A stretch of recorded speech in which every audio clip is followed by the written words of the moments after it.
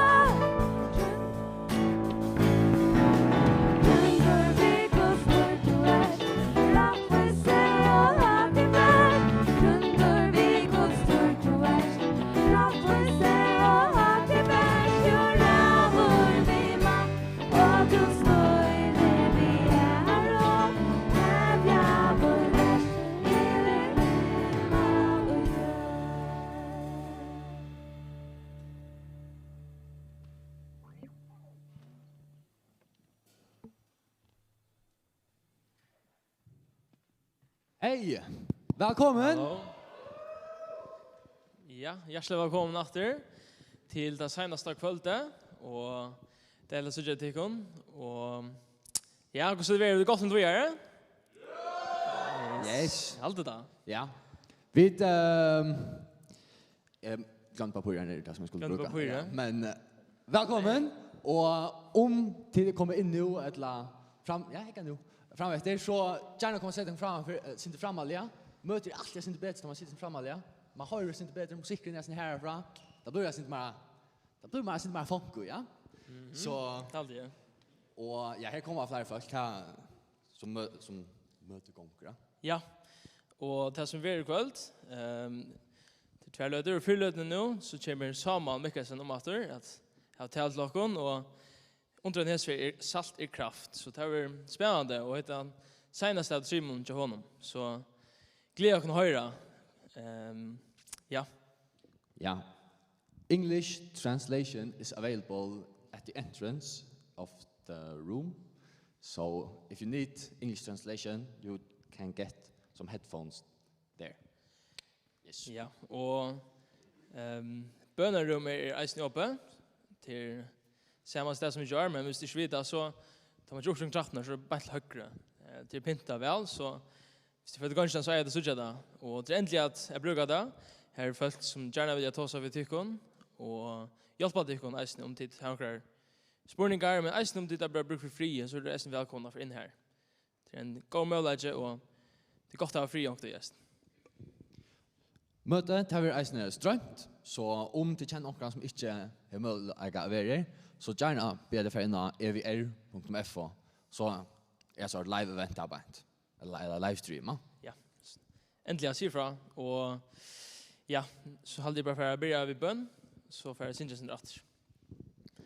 Her, takk for dagen, takk for at vi kunne samle oss til her i Ebenezer, midt i havn, og vi kunne synge alt tøyen og høre ut min året her om det her og hvordan det evangelium til brøydre okken her hvordan det skal mynde okker løyv som vi har når salt gjerne at vi må leve oss med salt her at som vi hørte gjør møte seg selv at vi lever til her og at du gjør okken styrstene til det hjelpene ut vi klarer ikke å gjøre okken selv her som vi hørte gjør at det är som ger oss styrkorna. Vi tror fader och gör showen, fader och anta, men det ger oss kraft här och hjälpa oss till det. Sikna möte i kväll och att det som vi sagt fram här, att det vi sagt från här och att det först in i örat jag kan ut hit, men att det kommer man kan säga sätter röder i ögonen och vi skilja det år här och leda det bröd och liv. Bidde om att till andra mer se här att göra ett arbete att jag viskar ju också och bidde oss om att de åker in som är kända här som inte kommer till frälse att du kallar det sånt här och blöjde där i hjärsta så du tar emot det här och det blir frälst av det här. Tack för frälsarna som du ger oss och hjälp oss inte glömma att det står det underfulla värst du gör det här att det kommer att dö för oss. Så vi kunne ha det forholdet at vi tar her. Hjelp oss at verve det forholdet. Det er så lagt at for at til søyes at man alt annet kommer i midtelen og at vi glemmer det borster, men at vi meg at du helder oss fast her og hjelp oss i som bare den mot dere egna holdt dere sint her. Ja, takk for hvor du er her, takk for det som du gjør for oss og sikkert etter en så løtende kväll här. Och tack för det. Ja. Så stående att det är snart kommen och ja, tack för allt här. Amen. Ja. Amen. Så halt det bara vid Sinjana Sanchez och en sammanhållning. Ja.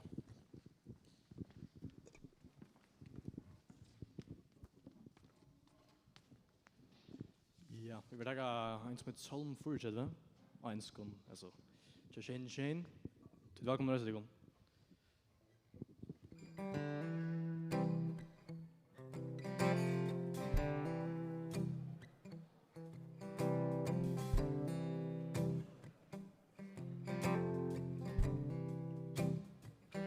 I sought the Lord, and He answered me, and delivered me from every fear.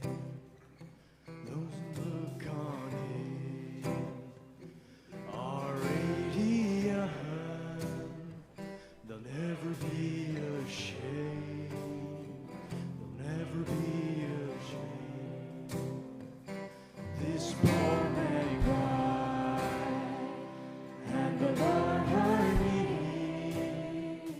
and saved me from my enemy.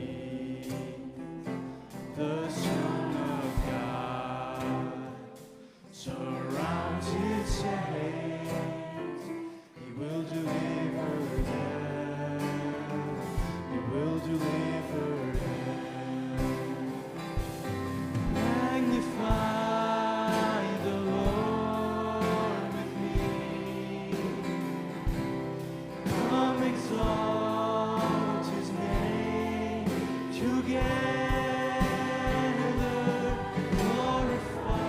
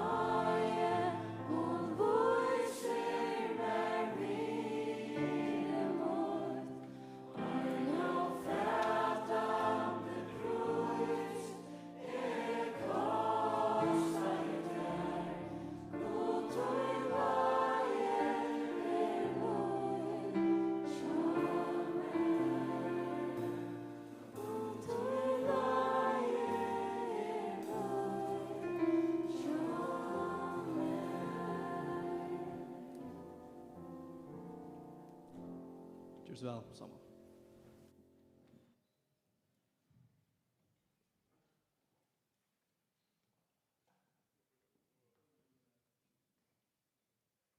Hei, Hans, den drar med. Hei. Hello. Jeg skal bare lyse bønnerrommet østen oppe. Det er kun som ikke har det i början, så velkommen til ferien her om tid.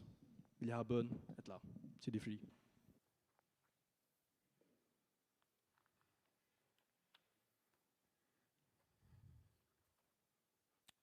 Ja, tusen takk for Mathias og tid.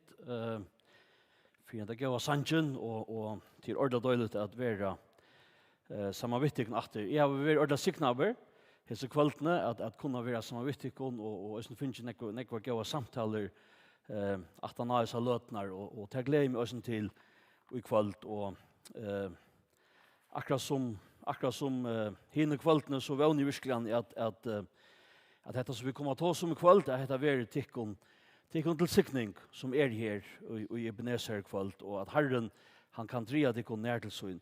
Nå øyla grøyer iver at det er ikke et lagt evne, det er et øyla avbjørende evne kunne vi sia. Teksten som vi løser i Gjørskvaldet, det er en tekster som virkelig krever noe av oss. Men samstående er det øyla tøyende til oss at lese etter og take etter i olvara. Det er maten som Jesus lyser sine lærersvenner. Og vi som trykker Jesus, vi lærersvenner hans herre. Men bare for helt kjøtt, så har vi hukst om dette verset om Matteus 5:13 hinne kveldene. Vi har kanskje særlig snakket om dette, hva er salt og hva er salt. Og vi kan si at salt sier til avverskene og i lærersvenner Jesus er at heva og gjennom fallen høyme. Vi salt gjærere. Så til avverskene som tusen trus av Jesus Kristus at heva og Jesu høymen som fattelen, som hever nekva pøyne, som strujest. Vi kattleie fær ut i den høymen og vera ljøs, vera salt fire Herren Jesus Kristus. Og til så det neste her som lærersvenner Jesus, så vi de som tryggva Jesus, men ikke bare tryggva, i hisner åren at tryggva, det ikke bare noen abstrakte tankar, tryggvi av et eller annet om Jesus, nei, at tryggva mestrer øsne at være trofaster, og i møter tog som vi tryggva av. Så tar vi tryggva Jesus som mestrer øsne, at vi fylltja lærer hans herre, og at han har njøta alle sikningene som god innskjer at djev okkon og gjøkken alle tøyer. Så hadde de tingene som var snakket om hinneberg kveldene, salt han avvirskene, som vi som tryggva Jesus øya at heva og Jesu høyme. Men som vi løser i Gjørskvaldet, så sier Jesus, tid salt. Og ta viser han til det som han har sagt fra ondan, disse menneskene som i sel, til de taka av seg ettkjennende som det at fylltjast vi Jesus. Og i kveld evnet til okken salt kraft. Og ordet kraft, det sier helt anfalt nægge om forløgene at gjøre et kvørst. Så jeg har forløgene til at litt seg bøypen opp. Jeg noe sterskere til å gjøre det. Det kan si på til likamlige forløgene, andalige forløgene, futjarlige forløgene. Jeg har kanskje penger til at hjelpe omkron, ja, men så det en kraft som jeg kan føre inn i livet, ja. Hvis jeg får om man her nå, og prøver jeg litt etter klaveret, så har jeg ikke haft likamlige kraft til å gjøre det ensamhetler. Så det kraft, det som ligger ute, helt anfalt etter at det forløgjen at gjøre et kvørst, og øsne en forstred at man kan gjøre det, at man hever evnene til det, ved det at synja, tala, djeva, hva det nå ennå skal være. Så til det som ligger i sånne her åren kraft. Og da vi hittar at i Bibelen til sånne her åren kraft, så blir det veldig ofte brukt i samband med hendingar, som til dømes grøying, evangelisering, under, kom Jesus her, og øsne at reka ut ytler andar. Da vi leser i Jøkken og Testamentet, så til dømes en affær, så de kjenner ganske søvna. Det var en kona, hun var blåsjuk, Hon är rönt alla möjliga lacknar, ingen kunde hjälpa henne, men hon var så öliga bänken för att näkar skulle upp det i henne och sjukna till henne, så hon snukte sig och lyga näm vid Jesus. Och ta sig Jesus, han stäckar. Onker näm vid mig, säger Jesus. Och folk lär sig att säga, här är späckfullt av folk, Jesus, att lägga och näma vid det. Ta sig Jesus, jag följde att kraften för urmar. Vad var det för en kraft? Jo, det var förlöjningen till Jesus att grova dessa här kvinnorna. Och ett annat döme detta att ofta tar Jesus lärde och tala så omdras folk iver han myndelöjkan, eller vi kunde sagt här krafterna som han hejde, till maten han lärde och talade, det var helt örvuse än alla tar lärarna som de hötte. Och till efter maten som kraft ångte blir omtala i Bibeln. Ångte tar Jesus hej gröt en person, ångte tar han hej rydde ett andra ut ur människan, så spurte folkene, vi kvar är kraft gärst du hettar. Alltså kvar är det som ger till krafterna till att göra det här underverserna. Och så som ligger i Jesus här i Bibeln, det är simpelt det här förlöjningen att göra ett eller annat. Och så kan vi spyrja, hvis vi kommer åter till det här verset till åkon, så färre vi kanske kväll att särskilt fokuserar på resten av versen. Här det ständer, men misser salt kraftsyna, hvordan skal det at være salt? Det dår ikke langer utan at være kastet ut og trakka nyer av mennesken. Det sier seg selv at hvis saltet kan missa kraft, ja, men så betyder det jo øsne at det hever kraft. Og i her sammenhengen så saltet som vi har nevnt flere ferner, det lærersvandren. Det to som trøster Jesus, og som fyldes ved Jesus, og som ønsker at bære etkjenne Jesus i livet til henne. Og vi kunne spørre oss selv, salt kraft, men kviene kommer kraften fra. Hvis vi tar og kører oss inn av salt over maten til oss, ja, men så smakker vi det. Det er det som ligger ute, det at saltet har en kraft som gjør at vi mest smakker og så videre. Men hva det som gjør at to får kraft som læres av Jesus? Hva kommer tannkraften fra? Jeg har hodlet vise at 2 skriftbrott i Bibelen som halte vise oss hva kraften til oss kommer fra.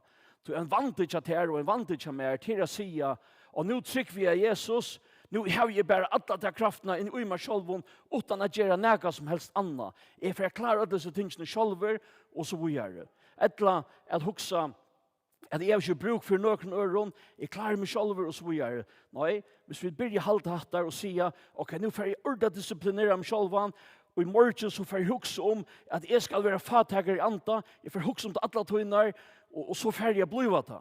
Hvis vi har en sån hållning till så för okra antalliga liv att vara mest av lovlär. Det är för att bli sträv och tungt och deprimerande och att ända för det djävast. När vi må finna ut här hur okra krafter kälta Och jag hade att detta vers i Johannes evangelium lyser till öliga väl. Jesus säger vi lär sådana synar, vinträje, tid grönanar. Han som verer i mer och som verer i ber nekvan avvöxt, till skilter från mer, kunne tid ikke gjøre. Tid kraft okkara som trygg for Herren Jesus Kristus. Hon kommer fra en samfunn ved Jesus. Til her alt byrjar. Og i løte til å bli frelster, til å bli ikke perfekte på en veien. Til å ha bruk for hjelp. Til å ha bruk for hjelp til alt livet. Til å ha bruk for hjelp fra Jesus. Til å ha bruk for hjelp fra den syskjen og Jesus. Og vi kunne spørre oss selv, ja, men hvordan vi i en samfunn ved Jesus? Og her det flere ting som man kan nevne. Og det at vi leser Guds ord. At vi leser Guds ord. Og jeg vet vel at som sier, ja, men jeg har ikke slutt å lese, og Bibelen så ring, onker sier, hvem jeg gjør, at altså årene som du leser gjør, det er å ringe skilja. Og jeg vet vel at det ikke alltid så lagt, men det at det bedre, så kunne vi da lust etter Bibelen, hvis det ikke lettere. Men dette her okkar andalige føje, og det så jævlig viktig at vi disiplinerer oss selv til å si jeg må lese, eller jeg må lusta etter tog som stender i året Guds. Det okkar mat jeg kommer kjenne Jesus Kristus. bedre og bedre, at kjenne Gud bedre og bedre, og få styrke til å leve og gjennom samfunnet ved han. Og et annet bøn.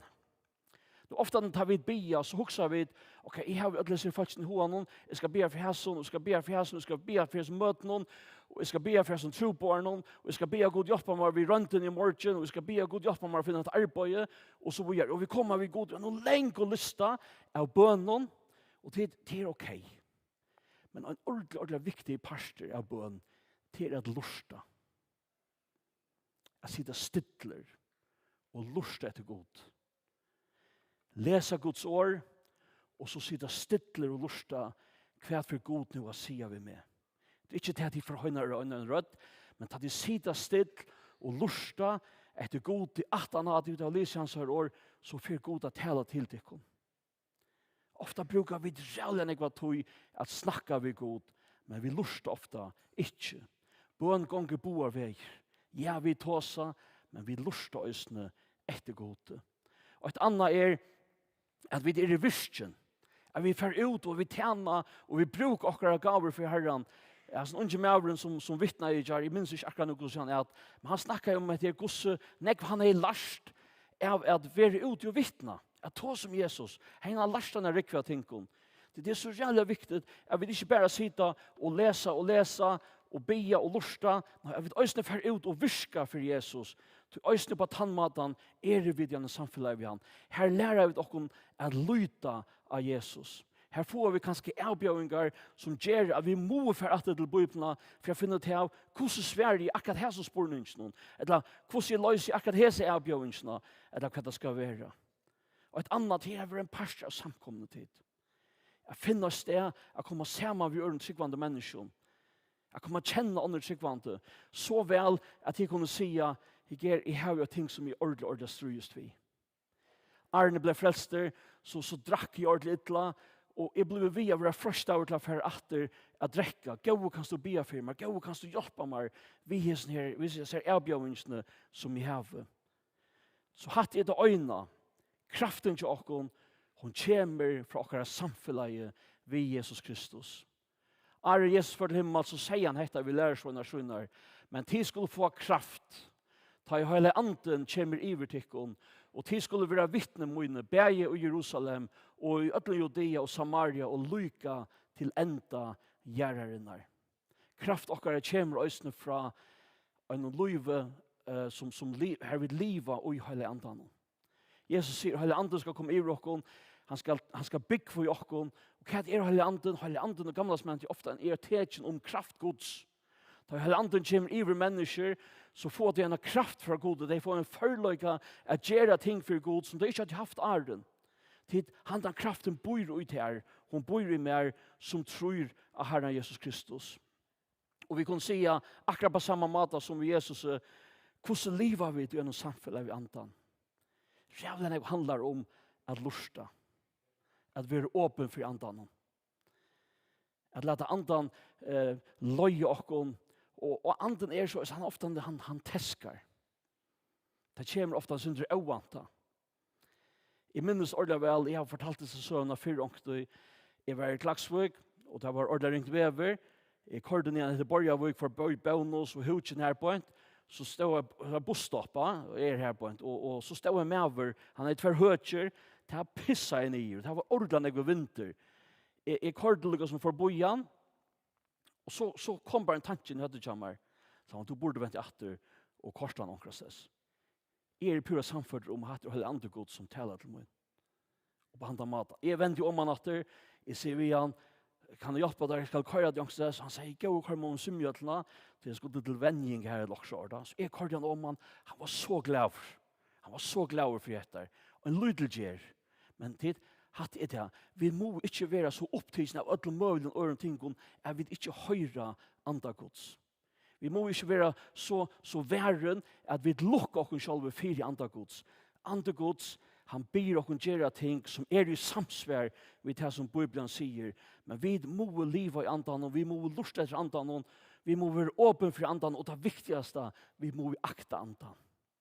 Da vi får her boanar fra andan, eller anden taler til oss, og gjør noen årgods, eller vi merker det i okkara anda, Det det så jävla viktigt att vi akta hela andra Guds. Så kraft okkara, hon kommer fra en samfunn vi Jesus Kristus, og hon kommer vi at vi liva og i hele andan. Og det ta, og bæra ta, for vi da få kraft til at være fatug i anda. Syrja iver syndnar til okkon og til heimnon. At være spekfør, at det her at være mild og eimjuk. Vi får ta og få kraft til at hunkra og tysta etter rattvise. Jeg vil fære ut i heimen vi evangelien om Jesus Kristus. Jeg vil fære ut i heimen og vittna om Jesus Kristus. Jeg vil fære ut i heimen og hjelpe mennesker som strøyast. Vi får få kraft til å være miskunnsom. At hjelpe heimen som i avvarska og rakt av syndene som i heimen og ødlentøy som hon vi fører. At være hjertarøyn, at hava etter her øyna endamal i liv nokkara, jeg vil sutja Jesus, jeg vil lujtjast Jesus, jeg vil fylja Jesus, jeg vil djeva mot liv for Jesus. Jeg vil ha et rønt hjärsta til det kommer til okkar andalja liv, okkar andalja mal, okkar andalja firmen til Jesus Kristus vi liva for, til honom vi tjena. Jeg vil ha et grønt hjärsta til det kommer til det. Jeg vil det som får kraft til å få frivillig. Her som mennesker strøyast, her som det er økte, at vi er de som fer ut og får frivillige øysene til at det koster oss ordentlig. Og at enda så får vi øysene kraft til at vi er etsøkt for Jesus' skuld. Og vi gjør at vi glede.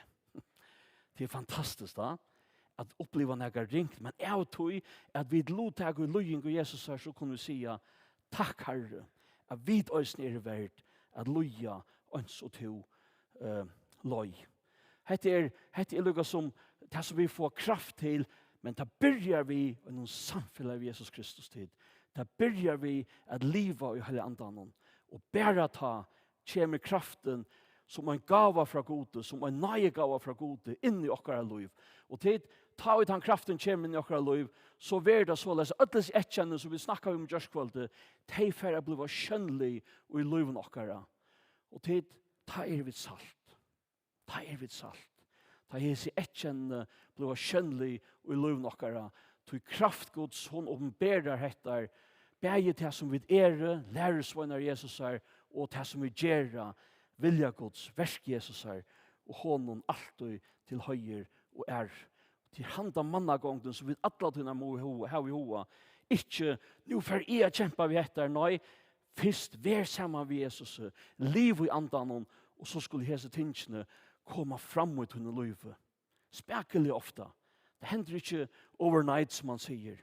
Men det er enega vi blå vi, og vi blå vi, akkurat som et utrådare folk, som vener mivust fram i mødre normale, så er vi øsne de som mivust er i åpen fire at Herren skal få dette her fram og i liven okkara.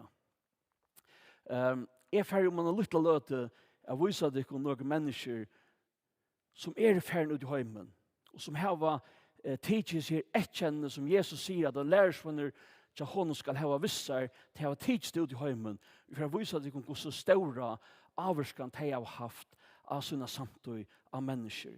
Men Arjen til han så skal jeg bare holdt seg si at jeg vil vimmela til henne, ta tid kanskje komme hjem i morgen eller manadagen, lese restene av fjallapradikene som er fra 16. øren i kapittel 5 til 26. øren i kapittel 6.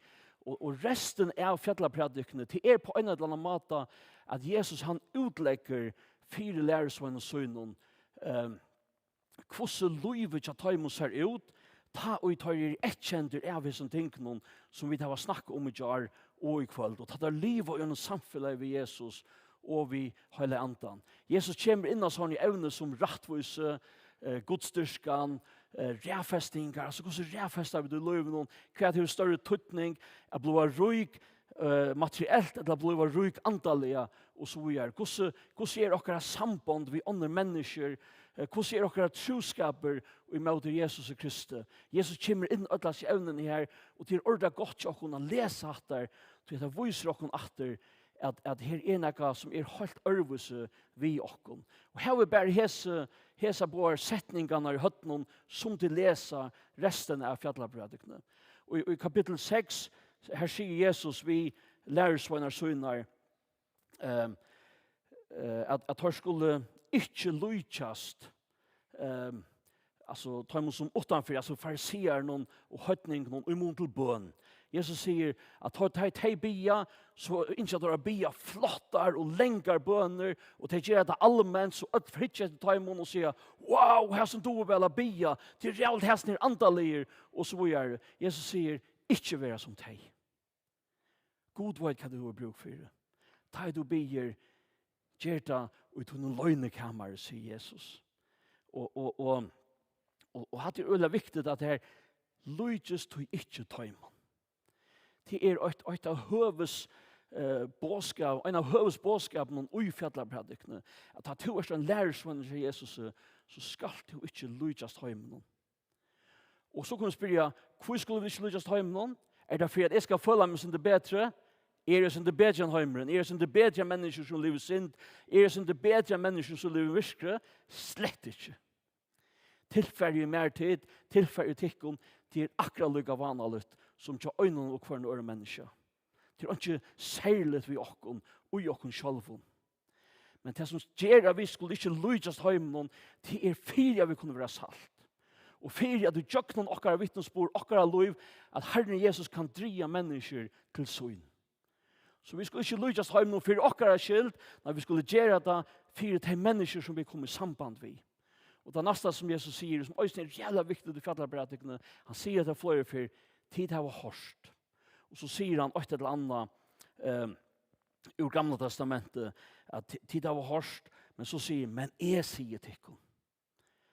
Altså Jesus sier han til dømes, eia for eia, tonn for tid har hørst, eia for eia, tonn for tonn. Jesus sier slett ikke, hvis det er en fire, vend hin vengan til, elskar futjendar tøynar og svojar, ja. Det er nega helt anna, det er nega kolveltande vi tøy luivenon som en lærersvanner til Jesus hever. Vi har ikke tøy å komme inn og mer av hæsen ting noen i kveld, men jeg vil bare vimmela tikkun. Nå tar vi det å sett håla fjallapratikna, lese resten av henne, hugsa om hæs i evnene. Fjallapratikna handlar om at du som lærersvann Jesus skal ikke lujast heimenon, men til for heimsens skyld, ikke for tøynas skyld. Og heter at Jesus kommer vi inn og kron, holdt noe om boven. Men det er salt i kraft. Og i noen søvnene til samkomne, og i Bibelen har vi en rikvi av døvmån om mennesker som har livet i en samfunnet ved Jesus, som har livet i hele andan, og som har finnet seg kraftene fra Jesus. Så leis at disse her tingene som Jesus lærer dere, ikke kjenner tar av liv. Og her er det bare noen av dem. Han denne konen her, hon heter Corrie ten Boom. Cool navn, da. Hon er fra Holland. Under 17 veraldarbeida, så krekva i familjen til henne 6 jøtar inn i heimen og dem fra nazisten. Nazistene leida ut jøten, så de kunne køyre der tunningarlev. At enda, så blev det oppdiav. Og familjen til Corrie ten Boom, og hon selv enda i arbeidslevet til nazisten. Her de arbeid, hardt arbeid, og så videre. Hon var en ung jenta kvinna ta. Vi vet ikke hva hun gjør det. Og de øyne barakkene, her hei hun reglelige bibeltøymer. Og falskene som arbeidde i disse arbeidslevene, de sette av til huset her som hun var, i barakkene her som hun var. Her hatt det sveka huset. De hese falskene har vevn. Det er to som vevn. Den her unga konan, hon levde i Herren Jesus Kristus og i en så døpron steg som en arbeidslevet til nazisten. Og tid, hon gjør det at livet til de menneskene som var i disse arbeidslevene smakka i bedre. Hon var salt for deg. Hon var salt for disse mennesker. Hese mauren, han kjenner ut vel, jeg vet ikke om han sa så ut, det heter Paulus. Han var, hvis vi var kristen, og i det første samkomne, så at vi snakket om Paulus og på hendamadan Arne han kom til trygg. Du har hørt om den her Paulus, terroristen, ivergengsmannen. Han gikk og løyde etter kristnen, og ser det for at jeg kommer i fengahus. Han er jo kanskje enda ved vi til at steg som en dømmer tar omkring å bli en dryp. Vi leser til annet om at han er til stiger, tar Stefanos blir støyne av. Han brøtte sitt liv. Han gav seg helt og fullt til Herren Jesus Kristus. Han bøkte seg for Jesus. Han levde gjennom samfunnet av Jesus. Han levde jo hele andan. Og til det er en avvøksen som vi da snakket om. Han kom fram i hans liv. En større pastor av Nya Testamentet kommet fra pennen til Paulus. Han var den første troboren til høtninger. Grunden til at evangeliet kommet til åkken i førne, og vi kunne si til flere av kunne si vi trykker Jesus, vi er frelst, vi har gode til at øyne for kattler god handa mannen og sier færtid til Europa og prædik evangeliet om Jesus Kristus. Den tredje personen som har vært salt i sin heim, og vi kunne tige nekv andre dømer til oss ned. Han heter William Wilberforce. Han var en rithøvender og politikere i England, og han satt i enska parlamenten og nekv var fra 1640 til 1825. Men til i 1645 kom han til trygg av Jesus Kristus. Det kolvelt hans her liv. Og et av de tingene som God åpenberer for honom, det at trælehalt blåskøft. Det vil ikke vi til tekn og til som mennesker øye at heva.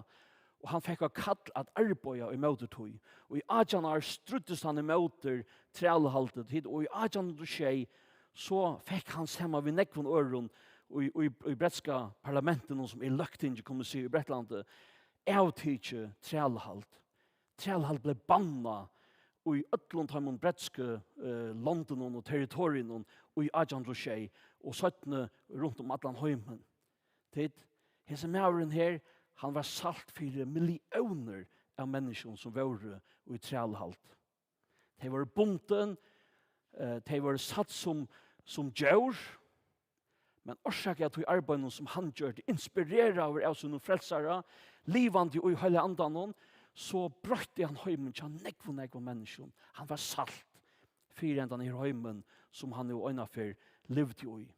Hese og nekvo ånder fire mindre til okkon om hva de henter da vi liva gjennom samfunnet av Jesus Kristus.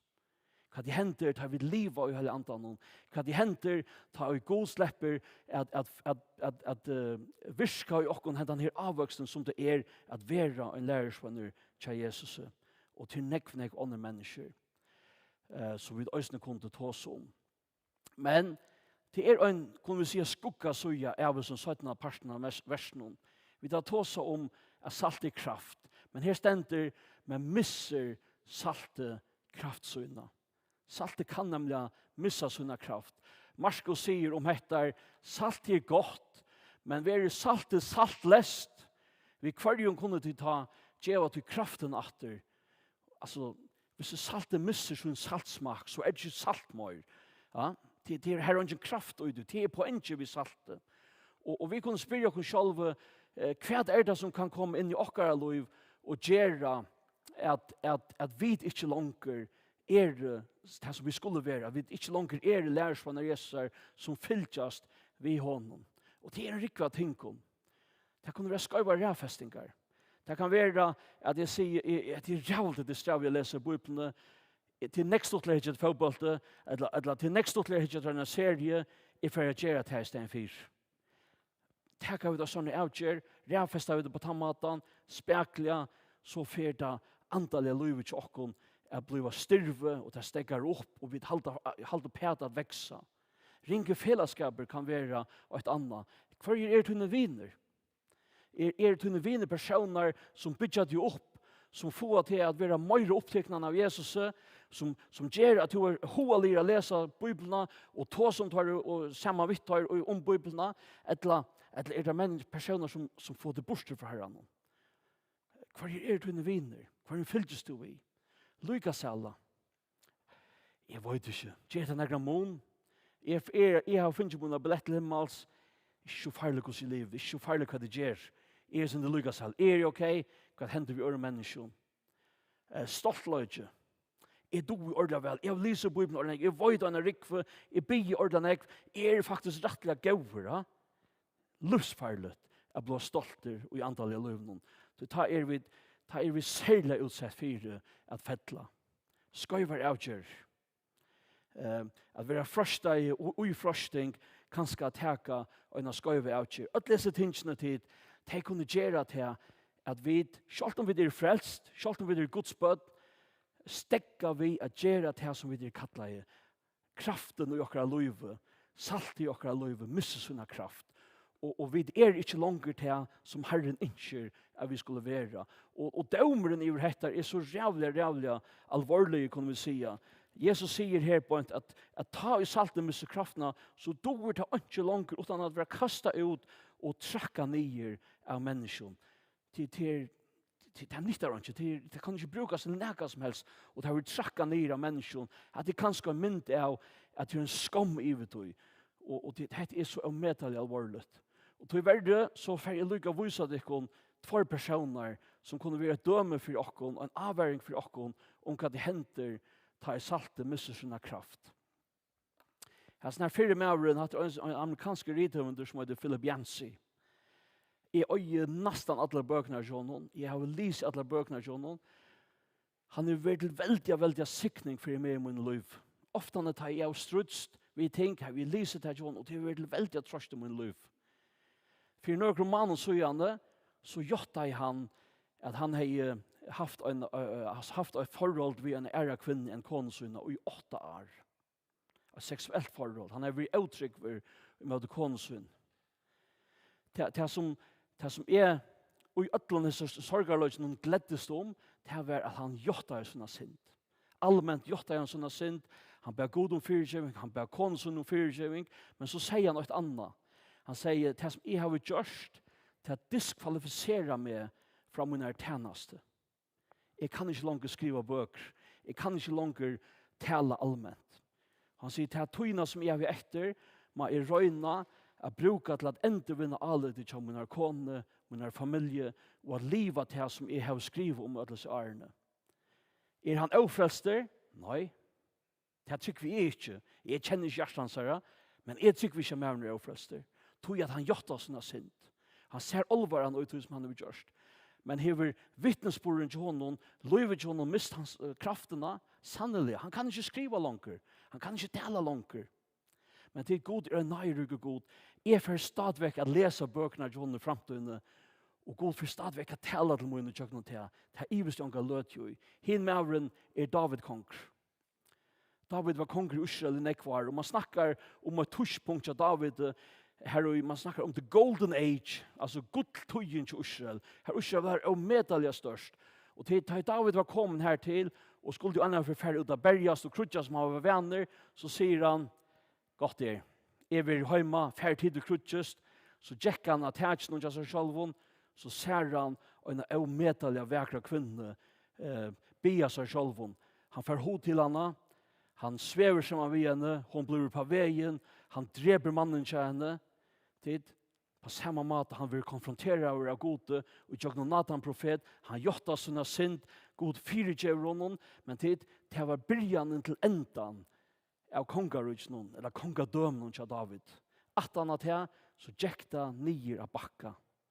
Det er ikke så at vi vil reka i, og i atler over, at vi omgang du kunne tjene gode, det er mest ikke at vi misser frelsene, men tid, salte, det er missene kraft. Og kan kattla være lærersvann av Jesus til å missa sina kraft. Jeg kunne tidligere døme om min egna liv. Og jeg myndet det kun at jeg lødende kveld i li, og så fer jeg om han av kaffe Kasper eller åksårt. Og jeg drekket hver øl. Så fer jeg køyre når det klakskar. Og jeg køyre for kjøtt, og en sykla kommer ut for veien. Jeg renner av syklene, personen og syklene dør. Hva hender om min liv? For det første meg er gjort for bultinene og gjørsta, og jeg fer aller helst inn å sita. Jeg bare med å be familien av sin person om fyrirgjøving. Jeg må legge fram meg som løyer for seg efter. Jeg kan alltid alltid standa i en sånn talerstelle og tala Guds ord. Betyr det at jeg som mine frelse? Nei, det gjør det ikke. Men kraften for urmunne løyve, kraften for urmunne vittnesbord. Hvis jeg nærkrant jeg steg etter noen talerstelle, så er det folk også hatt av han som en av våre fotler og rent ja. Tid, synd hever fylgjer, hon hever averskan, men til beter så hever synd ikke det søgneste år.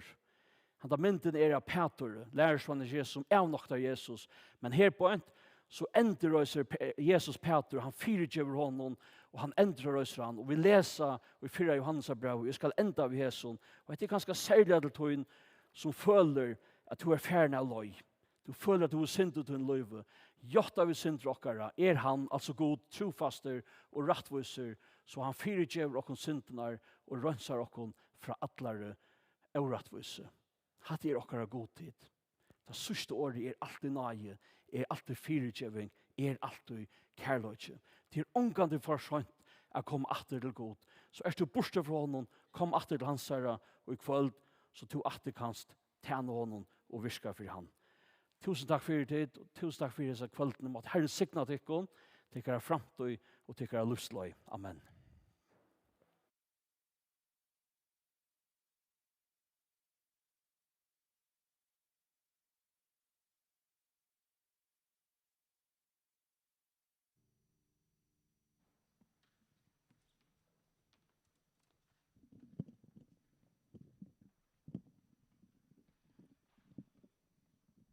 Takk for det, Samuel.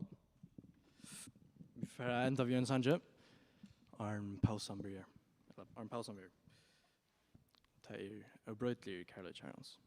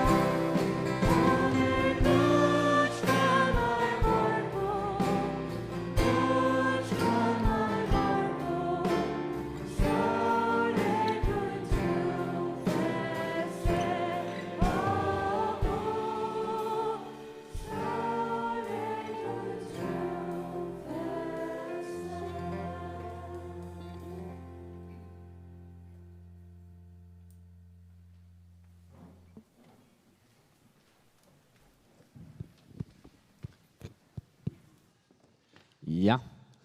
Takk for det, Samuel. Tusen takk for det. Nu skulle du ta tusen skulda. Kvart. Sier takk for det. Ja. Takk for det, Samuel. Takk for det. At du tømte å komme her til kveldene og bruke 2 årske til å fyrreka stedene her, og det er takksom for det her vidt her fra Ebenezer. Ja, takk for det løtene. Det er faktisk det som skulle takke Samuel. Men ja, jeg hadde mye feil. Du tenker hva det neste. Hva er det? Det er det. Ja, bønnerommet er en åpen i pausene, så det må endelig få inn der, at ja, samme som Janne, at hvis det blir for hjelp, ta seg omkring, eller bare være ensamhatler, ensammødel og i frie. Så endelig bruker det til et godt høve. Ja, og nå tar jeg 4 løter enda, så husker jeg liksom en liten icebreaker, så husker jeg liksom vi tar hånden av nabogene Tjakon, til som sitter rundt om åkken, Lyka sier hei og Lyka er der. Til færbar gongt.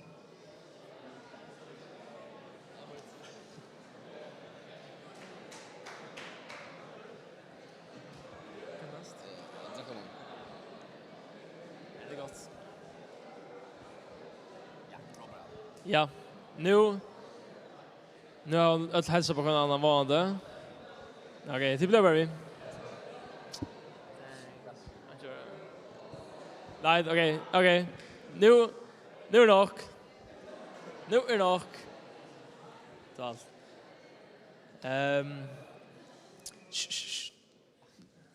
Så är det snart. Nu är det en dräcka månader. Och tar vi över pausa till 1:45. Så det är en 4 minuter. Så blir det efter här. Ja. Og her er så kaka og kaffe og alt möjligt. Her er så ikke noe i kveld. Tid har jeg alt oppe jar. Men her er kaker i lenge baner, og jeg sa jeg synes donuts. Så ja, jeg vet ikke hvordan snake var det galt, men altså, så videre det, ja. Ja. Ja. Jag hade för här Borvers så jag också att Mattias kan gå bara börja.